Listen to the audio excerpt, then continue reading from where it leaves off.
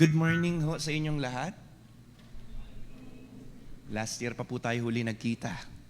Tama ba? Happy New Year po muli sa inyong lahat. Okay ho ba ang New Year nyo? Parang di na masaya yata ang New Year natin ngayon. Tingnan nyo nga ho muna yung katabi nyo at kamustahin nyo sila. Kamusta ang inyong New Year?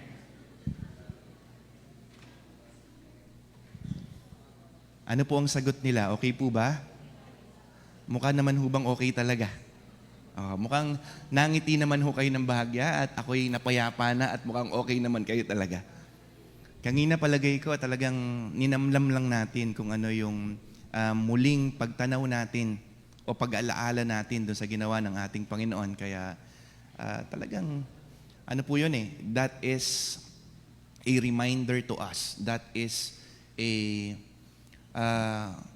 promise to us na as we remember yung faithfulness ng ating Panginoon ho, hindi po ito promise ng tao. Ito ay promise ng Diyos. At ang promise ho ng Diyos, kailanman ho ay hindi ho mapapako o hindi mababali. Have you claimed God's promises in your life? Kine-claim niyo ho ba lagi?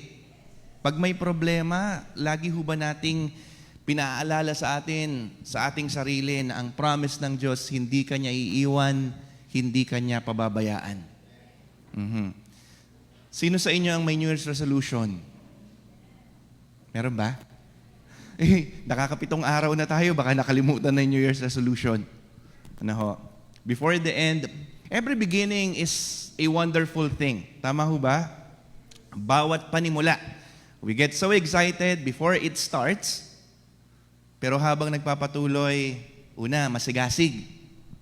Kaya lang, pag tagal-tagal, nakakalimutan ho natin. No? So, we need to follow through. We need to follow up on our resolution. What does resolution mean? Ano po ba ang ibig sabihin ng resolution? Ang resolution po, it is something that you committed na gagawin. No? Kaya nga, ano yung mga typical na New Year's resolution? Magiging healthier na. Sino ho ba ang mas healthy living na ngayong pagpasok ng taon? Meron ho ba? Nung January 1. Nung January 1, hindi rin ho healthy living. Kasi nung medyanoche, ang dami-daming nakaing kolesterol. Pero sabi nila, 31 na naman yon. Pagkadating ng auno, kakalimutan ko na, kaya lang may tira-tira pa rin ho nung gabi. Kaya nung umaga, bukas na. And pabukas-bukas. Pag pinagbukas-bukas ho natin yan, anong mangyayari? Yung commitment natin, mahihirapan ho tayong gawin.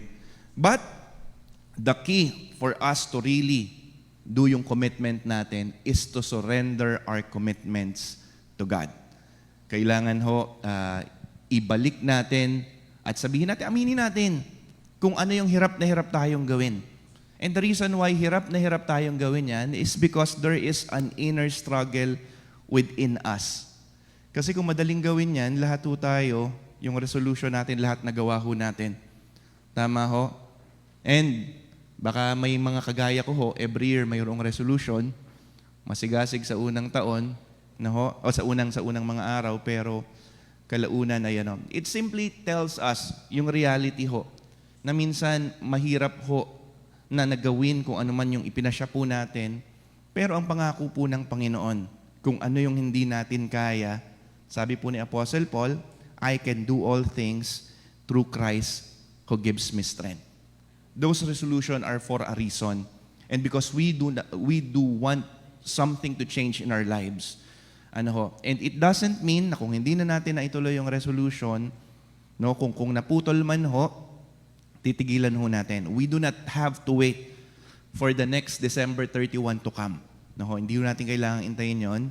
All we have to do, every day, make it our resolve, to ask the Lord, Lord, what do you want me to change? Or ano po ba ang gusto nyo sa buhay ko na isurrender ko sa inyo? Kasi kung tayo lang ho magpipilit magbago, good luck po sa ating lahat. Napakahirap po niyan. Pero if God will enable us to do beyond those we are capable of, kasi kung kaya natin, sabihin natin, madali lang yan, kayang-kaya natin. Kaya nga ho, hindi natin nagagawa kasi mahirap ho. So, ano lamang ho yan?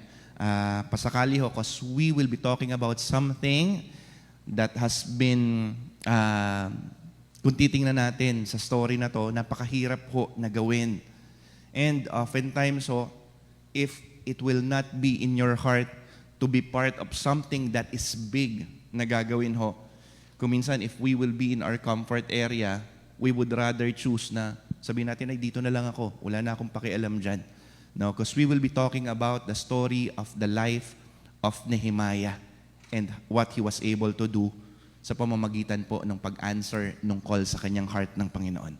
So let us all pray first. Lord Heavenly Father, we thank you for this morning. Salamat po Panginoon sa panibagong taon na ibinigay niyo po sa amin, sa buhay, sa kalakasan, sa hininga, na araw-araw po namin, Panginoon, na bagamat kadalasan hindi po namin na-acknowledge na itong lahat ng ito ay sobra-sobrang biyaya mula sa inyo at natitingin po kami sa maraming problema. Lord, please forgive us. Help us be appreciative of everything that we are receiving and all things that we have ay galing po sa inyo. Lord, you are so amazing, you are powerful, and Lord, kayo yung Diyos na lagi po naming masasandigan. Kayo po yung Diyos na kailanman hindi bumibitaw sa kanyang mga pangako. Hindi po kayo nagbago mula noon, ngayon, at kailan pa man. Kaya Panginoon, mapangahawakan namin ang lahat ng inyong mga salita. At Lord, marami man po kaming kahinaan, marami man po kayo, kaming mga pagkakamali sa aming buhay. Pero Lord, isang bagay po, ang hindi po namin, dahil dito Panginoon, lagi po kaming makapananandig sa inyo. At yun po ang inyong katapatan, ang inyong kabutihan, ang inyong sobra-sobra at labis na biyaya at pagmamahal sa amin. Maraming salamat po. At sa umaga pong ito, Panginoon, na kami ay magbubulay-bulay ng inyong salita. Ama, kayo po yung mangusap sa amin. Kayo po, Panginoon, yung patuloy na magpabago ng aming mga puso. Lord, help us so that every day, each day, we will have yung pagbabago, Panginoon. Hindi man po, Panginoon, makita namin kaagad yung malaking pagbabago, pero Lord, we trust in your word that what we cannot do for ourselves, you will be able to do to us, Father. Maraming salamat po. Let your Holy Spirit guide us and kayo po yung mangusap sa amin. In the most powerful, mighty, and loving, and sweetest name of our Lord and Savior, Jesus Christ. Amen. So let us read from the book of Nehemiah. No? We will be reading the first chapter, but before, familiar na po tayo sa buhay ni Nehemiah, hindi ba? Si Nehemiah, ano po ang trabaho ni Nehemiah? No? May nakakaalam ho ba ng trabaho ni Nehemiah? Si Nehemiah ho ay napakalapit sa emperador, no? Si Artaxerxes the First, dahil siya ho ang isa sa mga pinagkakatiwalaan. Bakit ko sinabing pinagkakatiwalaan? Kasi ho si Nehemiah ang may hawak ng kopita ng hari. Ano ho? Anong ibig sabihin nito? No, bago ho dumampi sa labi ng hari, hawak-hawak muna to ni Nehemiah. Pero si Nehemiah rin ho ang may pinakadelikadong trabaho. Bakit may delikadong trabaho? Kasi hawak-hawak niya iinumin ng hari. No? At kung mayroong gustong mag-assassinate sa hari, saan ilalagay yung lason? Ha? Sa kopita. Doon sa iinumin. So, bago malason ang hari, sino muna malalason? Ha? Si Nehemiah. Gusto niyo ba ng ganung trabaho? Ano? Anong ibig sabihin lang ito? No, kasi hindi pa pwedeng kahit sino ay pwedeng tagatikim ng hari. Kasi he will be the last to hold the cup of the king. No? Kahit tikman ho ni Nehemiah, pero pagkatikim niya, may ilagay siya. Pagdating sa hari, tigok pa rin ang hari. So what does this tell about how the king trusted Nehemiah? Sobra-sobra ang pagtitiwala ng hari kay Nehemiah. According to commentaries, ito ay hindi sinasabi sa Bible, Nehemiah, for him to fulfill this duty, ang edad daw po ni Nehemiah ay must be late 30s o late 40s. So between sino ang late 30s to late 40s dito, no? Marami tayong mga ano dito, although may mas mga bata, ano. for him to do yung duty na ito. So what does his age tell us? Si Nehemiah ho ay isinilang na sa imperyo at hindi na isinilang mula po sa Jerusalem. No? Anong kinalaman nito? Mamaya makikita natin kung ano yung kinalaman nito. Kasi marami ho sa atin, nangingibang bayan, na ho, pag isinilang sa ibang bayan, how do they identify themselves? No, nothing wrong about identification of themselves.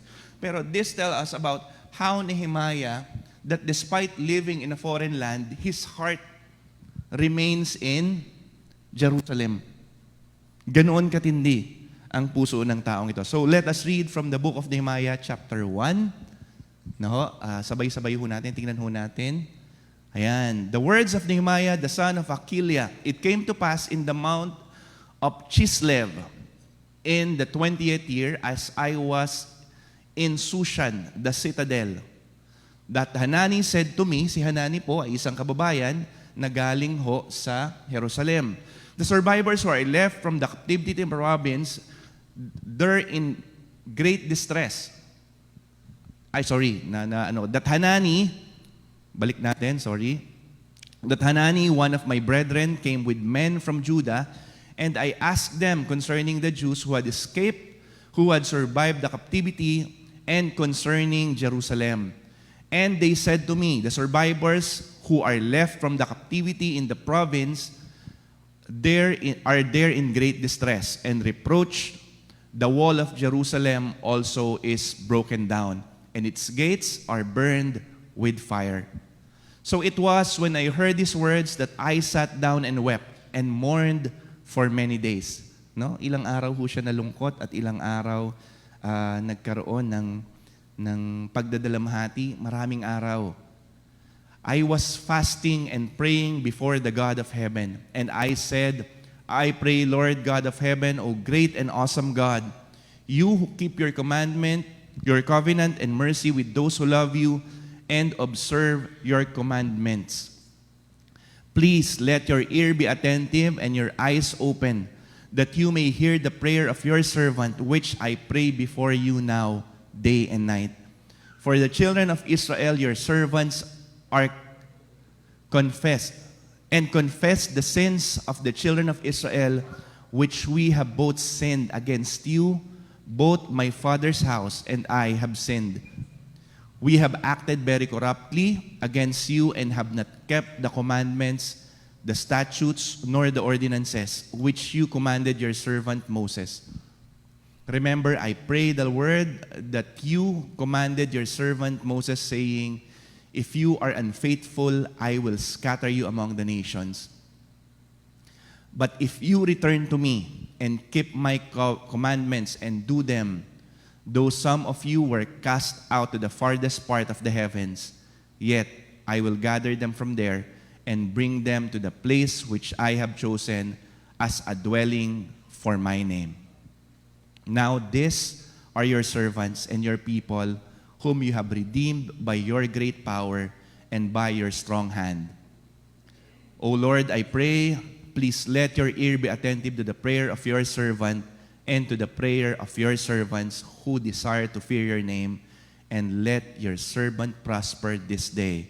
I pray, and grant him mercy in the sight of this man, for I was the king's cupbearer. Bless po yung pagkabasa ng mga salita ng ating Panginoon, and let the Lord and His Holy Spirit po ang mag-reveal sa Kanya ng mga message for this morning. No, ano po yung istorya na nangyari ho dito? No, si Nehemiah po, he is always in the king's service. Kasi napakahalaga nga ho ng kanyang ginaganap ho na trabaho. So nakikibalita ho siya doon sa mga kaganapan na nangyayari sa kanyang sariling bansa sa Jerusalem. Bagamat sinabi ho natin kanina na marahil hindi po ipinanganak si Nehemiah mismo sa Jerusalem. Pero mababasa ho natin sa mga salita na nabasa po natin kanina that despite this, Nehemiah was so well aware na po doon sa mga bagay tungkol sa kanyang bayan at doon sa mga aral at mga salita tungkol sa kanyang bayan. Kasi while he was praying, he was making mention doon sa mga salita mula sa aklat ni Moises.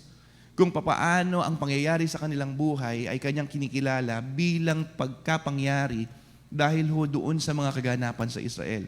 Anong sabi? Bakit daw ho napangalat yung lahi ng Israel? Ito po'y dahil sa kanilang hindi pagkatalima doon sa salita po ng Panginoon. Sabi niya, kapag hindi sinunod ang kanyang mga utos, ay mangyayari na sila ay kakalatin sa iba't ibang mga dako. Sabi nga po dito, sa ilalim ho ng langit. Ano ho? But despite, again, hindi po siya sinilang. Pero he was, naka-ground siya doon sa kanilang pagkakilanlan bilang isang bansa. Naka-ground siya doon sa salita ng Panginoon. At tingnan niyo po, ano po yung reaksyon niya nung nalaman niya yung sitwasyon? Ano po yung nalaman niyang sitwasyon?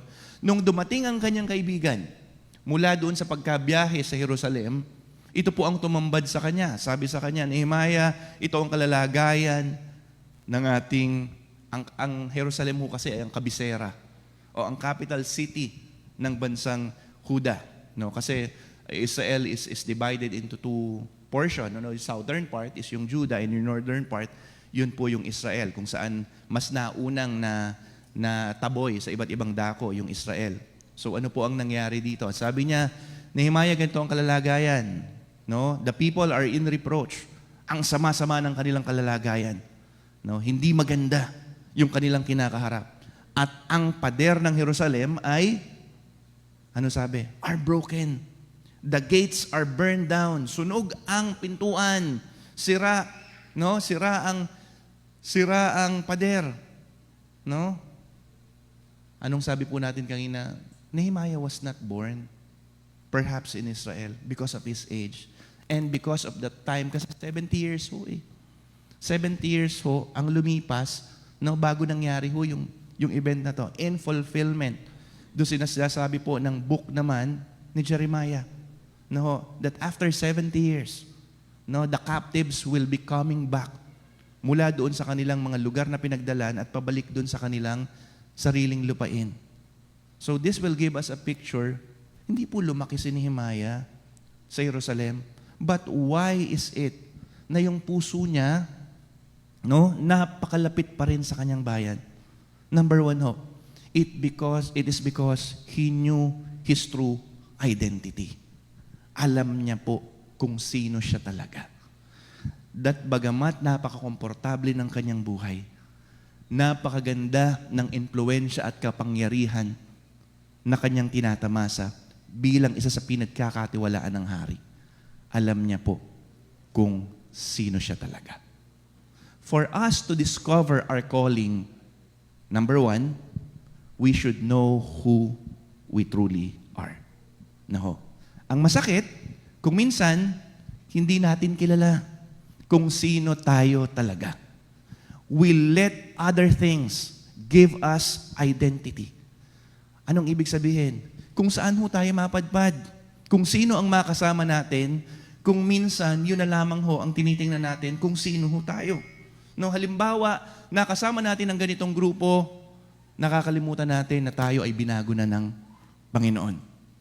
Sabi niya, they are like the chaff which the wind drives away. That is in accordance to Psalm chapter 1. Ano daw po ito? The difference between the righteous and the wicked.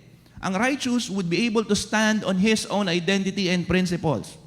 But the wicked, kung sino yung kasama niya, doon siya napupunta. That is the reason why nakakalimutan niya kung ano yung kanyang totoong calling.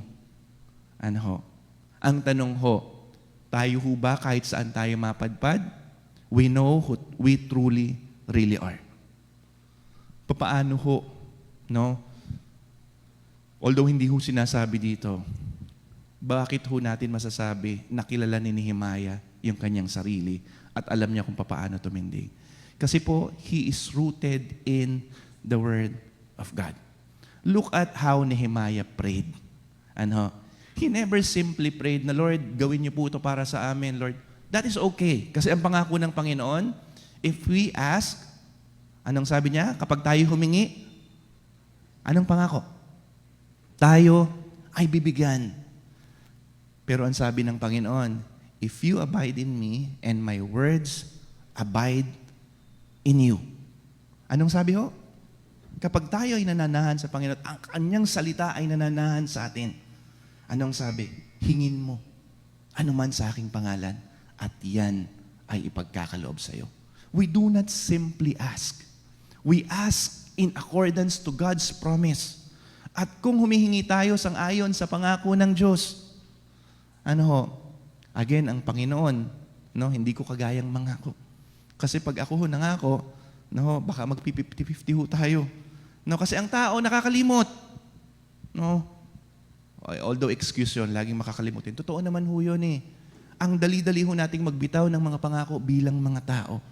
Minsan, no, may kausap tayo para matapos na lang yung usapan. O sige, gagawin ko to sa'yo.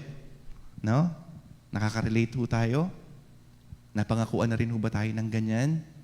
But, kapag sinabi natin, di ba sinabi mo to sa'yo? Anong sagot? Sinabi ko ba yan sa'yo? Ha? Guilty ho ako dyan. Ano ho? And again, I am terribly sorry doon sa mga ganitong pagkakataon. But let it be part na ano, sabi ng Bible, let your yes be yes and your no be no. But ang Panginoon ho, hindi ganon. Bakit? Anong sabi ng Panginoon kapag sinabi niya? No? Gagawin niya. Kasi siya ay hindi nagbabago. Siya ay hindi makakalimutin. And hindi siya magsasalita ng isang bagay na hindi niya kaya. Siya ho ang pinakamakapangyarihan sa lahat. Anong nakikita natin ho dito? Nehemiah was true to his identity because he is rooted in God's Word. Tayo bilang mga Kristiyano should also do the same. Kasi ho, again, going back, hindi tayo dapat nagkakaroon ng pagkakakilanlan based lang kung nasa saan tayo. Kung sino ang kasama natin at kung ano yung sirkumstansya ng panahon. Because oftentimes, we are so zeal and we are so, ano ba tawag doon? Napakainit natin. If everything is happening in accordance to what we are expecting, no? Ang dali-dali na mag-claim na, oh, I am so blessed. Oh, the Lord is with me. Bakit? Kasi umaayon sa atin yung sitwasyon. Pero paano kung hindi na? Paano if we are experiencing defeat, if we are experiencing trouble, if we are experiencing difficulties in our lives? Look at what Nehemiah did. Upon hearing, no, nung narinig niya, yung sitwasyon ng kanyang bayan, anong nangyari? Nahiwa ho yung kanyang puso. No? Nadurog yung kanyang puso. Kapag may problema ho tayong naririnig, halimbawa nakarinig tayo ng problema sa church, nakarinig ho tayo ng problema sa family, anong reaksyon natin? Do we simply say, kaya na nila yan? Malalaki na sila. Bahala na sila sa buhay nila. Kasi hindi na ako makikialam dyan. Nehemiah was not an original inhabitant of Jerusalem. He never grew in Jerusalem, and yet, upon hearing the sad news, hindi ho siya naglungkot-lungkutan lang, nadurog ho talaga ang kanyang puso. And what was his first response? No? Tingnan ho natin, if nakarinig ho tayo, halimbawa ho, hindi lang natin narinig tungkol sa ating organisasyon, hindi lang natin narinig sa ibang tao na malapit ho sa atin. Kunyari, nangyari na ho sa sarili nating buhay. How do we react? Sometimes we react in impulse. No? Oh, anong unang pumasok sa isip? No? May problema eh. Kailangan ng pera. No? Gagawan ko na ng paraan. But look at what Nehemiah did. Ano pong ginawa ni Nehemiah? He sat down. No, he prayed at hindi lang ho basta prayer. No? He went back to the promises of God. Pinore out niya yung kanyang heart. Anong sabi niya? Lord, nagkasala sila eh. Ganun ba pagkakasabi niya? Sila yun eh. Hindi naman ako yun eh. No, kaya ako, nag-intervene lang ako para sa kanila. Hindi. Inari niya yung kasalanan dahil in-identify niya yung kanyang sarili bilang parte ng bayan. Anong sabi niya? Lord, nagkasala po kami sa inyo. Nagkasala po yung aming mga ninuno. At Lord, Yung nangyari, bagamat hindi namin gusto, no? It is simply a fulfillment of what you told us. It is a consequence of our mistake. Hindi niya itinuro kung kanino. Nagkaroon siya ng pag-amin. Nagkaroon siya ng pagpapakumbaba sa harapan ng Panginoon. Anong sabi ng Bible? If my people who are called by my name will humble themselves, turn away from their wicked ways, and look unto my face. Sino raw po ang magkakaroon ng susi para magkaroon talaga ng pagbabago at muling pag-angat? Yung tao ng Diyos. Sino ba yung mga tao ng Diyos? No? Sino ba yung mga tao ng Diyos? Di ba we identify ourselves as God's people? We call ourselves Christians. And as Christians, we bear the name of Christ in our lives. Tayo ho yun. Sabihin mo sa katabi mo, kasama ka dito. No? Anong sabi ng Bible? Sabi niya, may pangako ang Diyos kung ang bayan niya na tinatawag sa kanyang pangalan, anong una? Magpapakumbaba. Anong ibig sabihin ng pagpapakumbaba? No, you do not point fingers at other people. You do not say, Lord, sila mali, ako ang tama.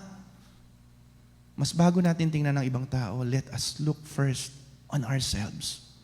Kilalanin natin where are we standing really in the presence of God.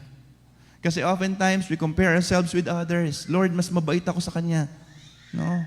Pero in reality, we have the same standing. For before God saved us, we were all sinners. And because we knew that identity, we must also be compassionate to others. No? Mas maging may puso tayo sa iba. Hindi porket binago na tayo ng Panginoon, sabihin natin, ay binago na kami. O isolated kayo sa amin kasi mali ang mga ginagawa nyo. It is not like that. Anong ginawa ni Nehemiah? Nehemiah must be one of the righteous people then dun sa lugar na yon. He could simply say, bahala kayo sa buhay nyo, just like what Jonah did. Ano po, nung nalaman ni Jonah that he is being called to be sent to Nineveh, to remind the people of their sin and their wickedness, anong sabi ni Jonah sa kanyang sarili marahil? Ang sabi niya, karapat dapat naman talagang parusahan to, kalaban namin to. O instead of going to Nineveh, saan siya nagpunta? Sa Tarshish. No? But again, the calling of God doesn't change. No? What will be the better reaction? Anong ginawa ni Nehemiah? Nehemiah, no?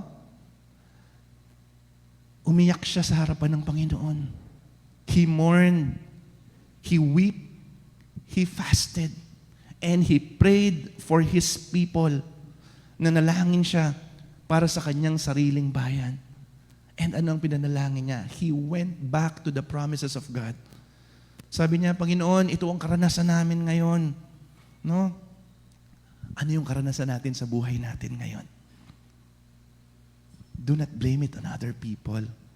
The first key is for us to humble ourselves before God. And hindi ko tayo magkakamali pag hinumble natin yung sarili natin sa Panginoon. For God is a merciful and loving God.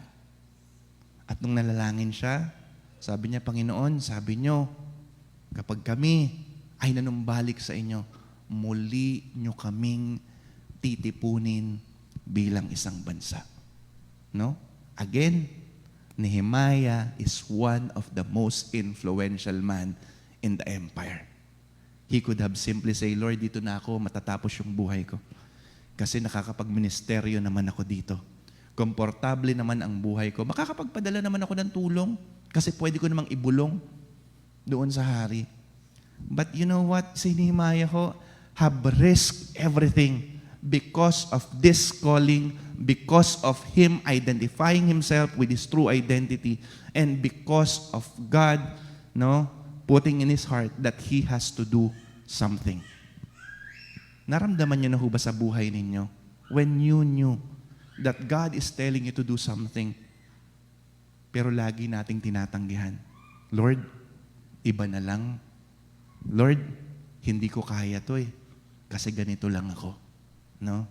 Tandaan niyo ho, kapag ang Diyos ang nagbigay ng atas, hindi lang ho siya nag-uutos. Sasamahan ka niya. sasamahan kanya saan ka man dako mapunta. Balik po tayo dun sa story. Ano po ang sabi? He prayed. And dun sa last part ng story, sabi niya, gabayan niyo po ako doon sa harap ng hari. For I am the cupbearer to the king. This was prayed, balikan natin yung chapter 1, chapter 1 verse 1, kung anong nakalagay, kung kailang date, in the month of Chislev, in the 20th year. Sa chapter 2 verse 1, ang sabi dito, and it came to pass in the month of Nisan.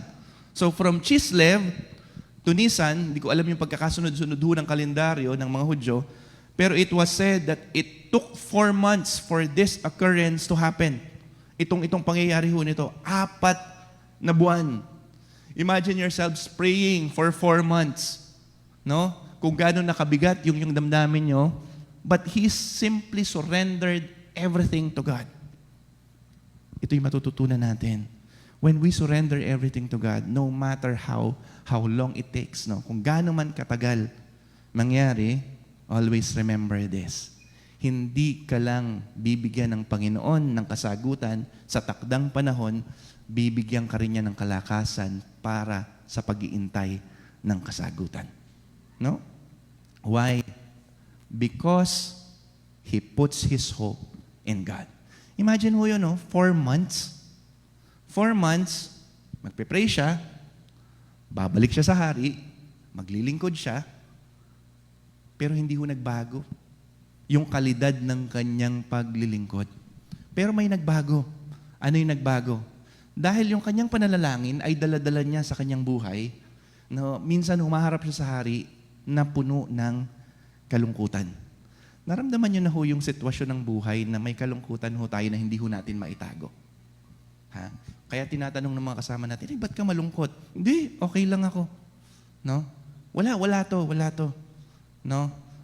Puyat lang ako. We make excuses to simply hide what we are feeling inside us. But look at Nehemiah. When he was asked by the king, and came to pass, in the 20th year of King Artaxerxes, when wine was before him, that I took the wine and gave it to the king. Now I had never been sad in his presence before. Taglay-taglay niya ho yung kalungkutan. Therefore the king said to me, why is your face sad since you are not sick? Alam naman ng hari, hindi siya may sakit, Siguro ganun na sila kalapit. Alam niya kung kailan may iniinda at alam niya kung puro kalungkutan ng puso. Alam niyo ba dun sa sitwasyon na ito, pwedeng ipapatay ho si Nehemiah. Kasi imagine nabagabag ho ang hari sa harapan mo. Though you are the most important pero hindi mo pwedeng bagabagin basta-basta ang hari. Because he is the king. And yet, ano ang prayer ho ni Nehemiah doon sa chapter 1? That he be given favor in the eyes of the king. Pero pansinin ho natin dito, hindi lang ho yung king yung nabagabag. Sabi niya, therefore the king said to me, why is your face sad since you are not sick? This is nothing but sorrow of heart. So I became dreadfully afraid. Natakot ho siya Kasi pwede siyang papugutan na lang ho siguro ng ulo. Sabi niya, and said to the king, may the king live forever. Why should my face not be sad when the city, the place of my father's tombs, lies to waste, and its gates are burned with fire? Then the king said to me, what do you request? So I prayed to the God of heaven. Tinanong na siya ng hari Anong sabi niya doon sa chapter 1? Lord, may I find favor sa mata ng hari. At dito tinatanong niya ng hari, anong gusto mong mangyari? Sabi ng hari sa kanya. Bago sumagot muli si Nehemiah, anong sinabi dito? He said a short prayer. Anong sabi niya? So I prayed to the God of heaven. Kahit nasa sitwasyon na tayo, we could still ask yung prayer ng Panginoon. Alam naman natin that when we ask God for His presence, sasamahan niya naman tayo. Pero let us always be aware na kasama natin ang Diyos. Kapag kinakabahan tayo, kapag hindi natin alam ang isasagot, kapag hindi natin alam kung paano mag-react sa isang sitwasyon, sabi natin, Panginoon, Ikaw na ang bahala sa akin. Panginoon, bigyan niyo po ako ng katalinuhan para gawin ang bagay na ito. Lord, guide me, guide my hands, guide my mind, and guide my steps. Lord, sa sarili ko, maaari akong madapa, maaari akong maligaw, pero pagkasama kita, Lord, kaya kong gawin ang lahat. His confidence is not in himself, but his confidence is in his God. No? Ano po ang sabi? And I said to the king, if it pleases the king, after praying po ito, no? And if your servant has found favor, ano po ang hiningi niya sa prayer? That he may find favor in the sight of the king. Ito na po yung kasagutan. And if your servant has found favor in your sight, I ask that you send me to Judah, to the city of my father's tomb, that I may rebuild it. Anong sinasabi ho ni Nehemiah dito? Lord, King, sabi niya, King, pwede mo ba akong bigyan ng leave? No? Bakit bigyan ng leave? Kasi iiwanan niya yung trabaho niya eh. No? Saan siya pupunta? Pupunta siya sa ibang bayan para i-rebuild ang walls ng Jerusalem. Anong pwedeng sagot ng hari? Ba't maglilib ka pa? No? Sige, kung anong gusto mong gawin, dahil malakas ka sa akin, papadala ko yung mga tao, sabihin mo lang kung anong dapat gawin. Pwedeng ganun ang sagot ng hari, di po ba? Ano? Pero tingnan niyo ho yung sagot ng hari. Then the king said to me, the queen also sitting beside him. Anong sabi? Ang hari, katabi pa niya yung reyna. How long will your journey be? Sinagot ba na, magtigil ka nga, no? Kung ano yung gusto mong gawin, papagawa ko na. Napakarami kong mga karpentero, napakarami kong mga inhinyero, napakarami kong mga sundalo. Papadala ko na. Pero anong sinabi po ng prayer niya? Lord, let me find favor in the sight of the king. Anong sagot niya? Anong tanong niya? Anong sabi niya? Lord, King, padala mo naman ako sa para ma-rebuild ko yung wall. Tinanggihan ba siya? Anong tanong sa kanya? Gaano katagal? Nainip na kagad sa kanya yung no? Ganon, katindi yung favor na binigay sa kanya. How long will your journey be? And when will you return? So it pleased the king to send me. Pati yung kaligayahan ng puso ng hari, nandoon sa kasagutan sa panalangin. And I set him a time. No? Pinayagan ho siya sa kanyang katanungan. Pero, wait, there's still more. No, bakit? Hindi naman pwedeng umalis lang siya at babalik dun sa kanyang lupain, no? At titingnan niya and gagawa siya ng paraan.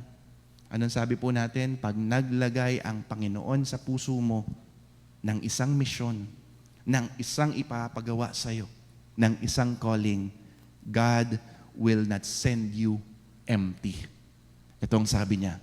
Furthermore, I said to the king, if it pleases the king, let letters be given to me for the governors of the region beyond the river, that they must permit me to pass through till I come to Judah. Ano po yung unang request? No? Bigyan po ako ng safety passage. No? Kasi even if he will be sent, na po, wala pang internet nun. No? Wala pang ang telegrama ho nun eh. There should be a letter of safe passage. And a letter to Asaph, the keeper of the king's forest, that he must give me timber to make beams for the gates of the citadel, which pertains to the temple, for the city wall, and for the house that I will occupy. And the king granted them to me according to the good hand of my God upon me. Ano po yung sabi? Hindi lang po safe passage. No? Siguro sabi niya, pupunta ako doon tatayo ko yung wall Saan ako kukuha ng gamit? Anong sabi niya sa hari? Pwede ko ba bigyan niyo rin ako ng sulat? Para pagdating ko doon sa forest, no, ibibigay niya sa akin yung mga pangangailangan. At ano po ang naging sagot po sa kanya? At ano po yung kanyang pagkakakilala dito? And the king granted them to me according to the good hand of my God upon me. Paano kinilala ho ni Nehemiah yung pangyayari sa kanyang buhay? Na kanyang kahilingan, na yung pagkalagay sa puso niya ng kalungkutan ng Panginoon at yung misyon kung saan naramdaman niya na pinagagawa sa kanya. all of the king's response is based on God's favor in his life. No, sa atin hong buhay, no, we will not be finishing the story of Nehemiah today. For we will be having this as our series for the month of January. Na po, this will continue and we will discover how God, no, hindi lang po sa pagsagot ng prayer doon sa harapan ho ng hari. Even sa pag-aayos mismo ng wall. Even sa mga oppositions na dinanas niya ho sa kanyang buhay bilang tagapamuno nung mga nagtatayo ng wall. Even doon sa mga discouragements. Even doon sa intangibles na nakita niyang problema sa Jerusalem. How God, no, prospered all his ways simply because he surrendered everything to God. No. For the meantime, no, ho, bigyan ko muna ho kayo ng summary ng nangyari. Ano ho? In a record time of 50 days, the wall which was broken, the gates which was burned down, and despite all the oppositions, despite all the challenges, the threats and everything, they were able to rebuild the wall. But not just the wall. They were also, no, were able to turn back away from their wicked ways. Because after rebuilding the wall, hindi lang po yung wall yung problema. Ang tunay na problema, yung puso ho ng mga inhabitants ng mga taga-Jerusalem.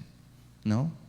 Pero because God also placed this in the heart of Nehemiah, they have made a resolution to turn away from the wicked ways and to start doing kung ano yung panawagan sa kanila ng Panginoon bilang isang bansa, bilang isang kalipunan, bilang isang organisasyon.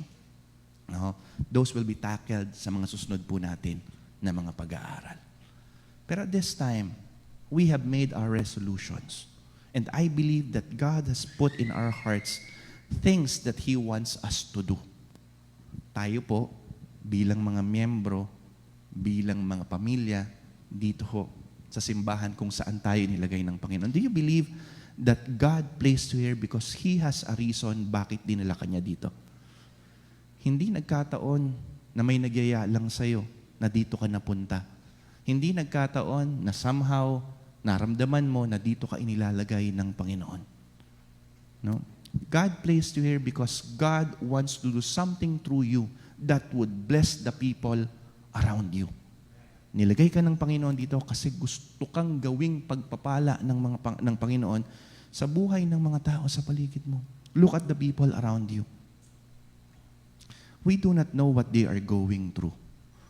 We do not know whether there are walls in their lives that have been broken. We do not know na sa kanilang kalungkutan at sinasabing okay lang sila. Hindi natin alam kung gaano kalalim yung pagkadurog ng puso ng kanilang pinagdadaanan. But you are here. And God is telling you, do something. And God is telling you, may pakialam ka sa Kanya. Sabi ng Bible, walang sino man ang nabubuhay para sa sarili lamang. We are not simply magkakamag-anak dahil sa laman. No? Even after this life, we will all be family. Because God placed us in these families as brothers and sisters because we were all called and saved by His grace. We were redeemed by His blood. No? Sa ayaw mo't sa gusto, kapamilya mo na ang tao sa paligid mo. No? And like Nehemiah, God is placing a burden in your heart for you to do something. And not just for the people that is presently here right now. God is also telling us, ang dami-daming mga tao, ang dami-daming mga pamilya na giba sa ating paligid. Ang dami na nasa pagkalugmok. And God is calling you to go out of your comfort zone, to kneel before Him, to pray and ask for His provisions, that He will use you mightily para gamitin para sa kanila. We are made part of one family.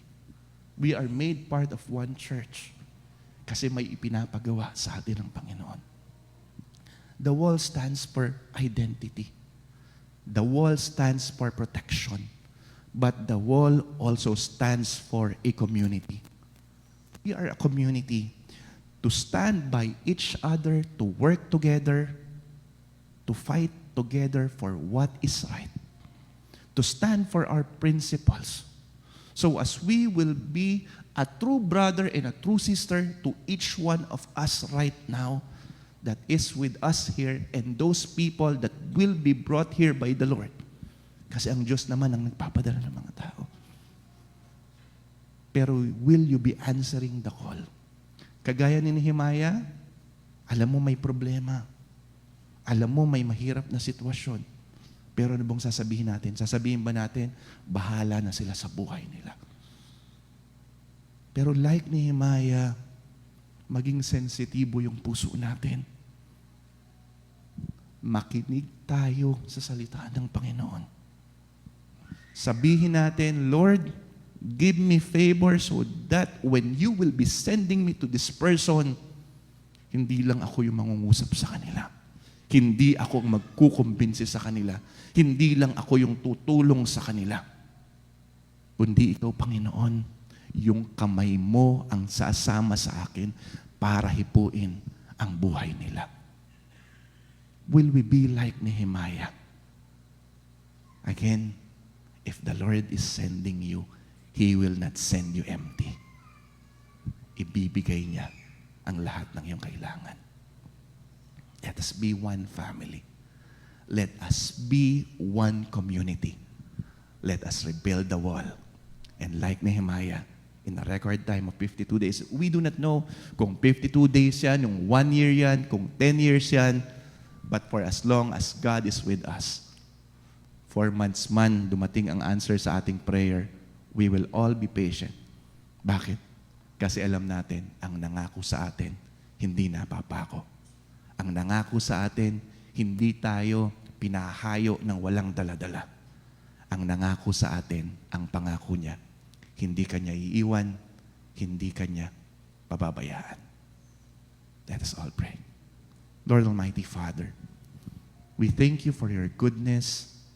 We thank you for everything that you have done in our lives, Father. You have given us comfort. You have given us all provisions. You have given us everything that we need to be able to say that we have a comfortable life. Pero hindi lahat ng tao sa aming paligid ay ganon. Lord, there are walls that are broken.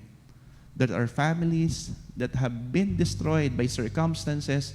And Lord, yung mga past occurrence in their lives and even those work nung consequence, Panginoon, maari ng mga nagawa in the past, Father, and even sa gawa ng kaaway. Pero Lord, as you are revealing them to us, Father, help us have the courage and help us have the heart so that we too, like Nehemiah, will answer the call. Lord, and like Nehemiah, let us cry, tulungan niyo po kami na sa paghikbi at pag-iyak ng aming mga kasama, ganun din po yung aming ariin, yung kanilang kalungkutan ay kalungkutan din po namin. Yung kanilang mga pinagdadaanan, masabi namin na hindi sila nag-iisa kasi nandito kami at ibinigay mo kami sa kanila bilang kasama sa pamilyang ipinaglagay mo sa amin. Lord Almighty Father, help us also like Nehemiah, always be grounded sa inyong salita. Hindi po, Panginoon, sa mga bagay, sa sarili naming kaalaman o aming kakayanan. But Father, Lord, mula lamang po sa mga katotohanan na nagmumula po sa inyo. Maraming salamat po.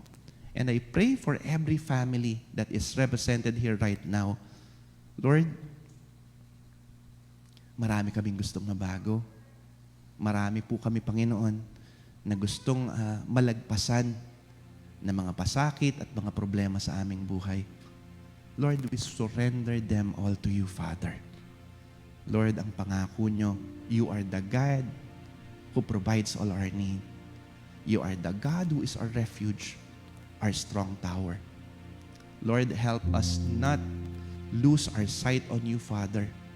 Kasi Lord, doon lang naman nagkakawindang-windang talaga kapag ang paningin namin ay nilayo namin sa inyo. Help us, Father, so we will always acknowledge yung grace niyo sa aming buhay. So that anuman po yung aming pagdaanan, Lord, we would always be aware sa presensya niyo at pagsama niyo po sa aming buhay. Lord, I ask for healing for everyone here who are experiencing physical illnesses and also those having emotional pain, stress, Father, and even yung mga pinagdadaanan spiritually. Lord Almighty Father, you are the God who brings healing. Sabi po ng inyong salita, kayo ang Diyos na sumusugat at nagpapagaling. And Lord, we just claim that healing, Father. And according to your words also, Father, by your stripes, we are all healed. Father, we surrender everyone, Father, na may karamdaman. Kayo po yung magbigay ng kagalingan. Kayo po yung magbigay, Panginoon, ng comfort sa aming mga physical na katawan, sa aming mga kaisipan, at tulungan niyo po kami sa paglakad namin sa aming spiritual na aming mga buhay. Maraming salamat po. And we ask you also, Father, to bless this church. Lord, hindi po namin to simbahan. Kayo po, Panginoon, ang may-ari po nito. And Lord, we are just so thankful na pinagsama-sama niyo po kami dito. Help us be one as you and the Lord Jesus are one, Father. Just like His prayer. Magkaroon ng tunay na pagkakaisa. Magkaroon po, Panginoon, ng tunay na pagmamalasakit sa magkakapatid. Magkaroon talaga, Panginoon, ng iisang adhikain, at ang adhikain na ito, palaganapin ang inyong kaharian at itaas ang inyong banal na pangalan. Maraming salamat po. Isinusuko po namin ang lahat sa inyo. And Lord, as we pause, Father, Lord, we will be giving each other an opportunity to simply express kung ano yung content ng aming puso before you. Lord, we ask this in the mighty name of our Lord and Savior Jesus Christ. Amen. Let us continue in an atmosphere of prayer. Can we all stand?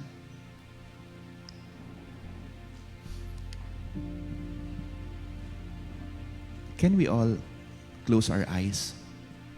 Pikit po natin yung ating mga mata. I don't know what everyone is going through, but I simply feel na marami tayong lahat na pinagdadaanan. Minsan, paikot-ikot na lang yung buhay natin. Ang daming mga sitwasyon, gusto naman nating malampasan talaga. Pero despite all our efforts, ulit-ulit, nakakapagod. Napakaraming hindi natin nagagawa dahil sa mga bagay na ito. As your eyes are closed in prayer, lift them to God. Surrender everything to God. And tell the Lord, Lord, pagod na ako. Kayo na po ang masunod sa buhay ko.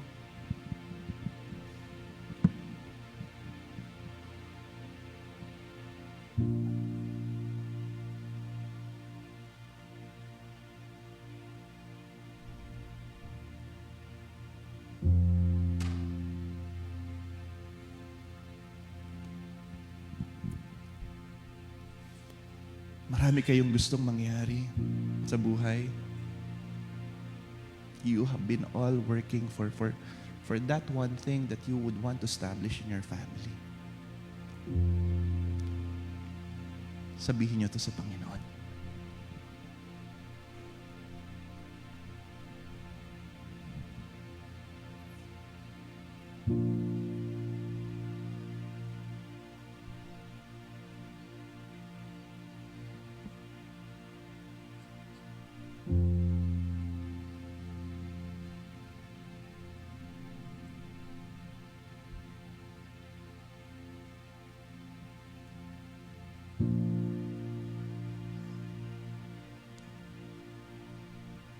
And lastly po, think of someone that you know na laging pinapaalala sa iyo ng Panginoon. Ask Him so that He will give you yung grace so that makapag-minister tayo dun sa taong ito. Kung sino man yung nilalagay sa puso natin ng Panginoon. So that we will be able to fulfill yung pinagagawa ng Panginoon sa buhay natin, sa tao kung sino yung nire-reveal sa atin ng Diyos.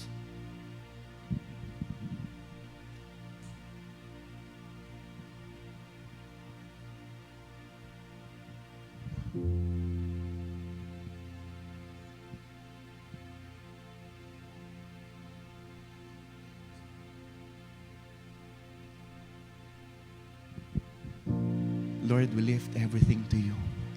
Narinig niyo po ang hikbi ng puso ng bawat isa, yung aming mga dalangin, yung aming mga condition. Wala naman pong natatago sa inyo.